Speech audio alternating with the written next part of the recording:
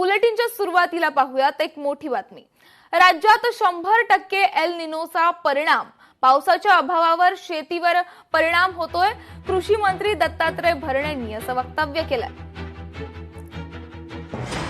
100% आपल्या सगळ्यांना माहिती आहे की एल निनोचं संकट हे आपल्या संपूर्ण देशावरती, राज्यावरती आहे आणि त्याचा परिणाम आपल्याला सगळ्याला तो दिसतोय। आणि खरंच ज्या प्रमाणामध्ये पाऊस पडायला पाहिजे त्या प्रमाणात पाऊस पडत नाही। मी आपल्या माध्यमातून एवढंच परमेश्वराला साकडं करेल की लवकरात लवकर पाऊस जो आपल्या भागात येतो तो इथे पाऊस जेणेकरून यावा आणि राज्यामध्ये चांगल्या सर्व ठिकाणी पाऊस पडावा। शेवटी आपल्याला तर ते शेवटी पांडुरंगाला साकडं आपण घालतोयच, पण 100% एल निनोचा खूप मोठा परिणाम आपल्या राज्याच्या शेतीवर होतोय हे निश्चित प्रकारे आता जाणवायला लागलेलं आहे। लोकशाही मराठी ऐका, पहा, जागरूक रहा।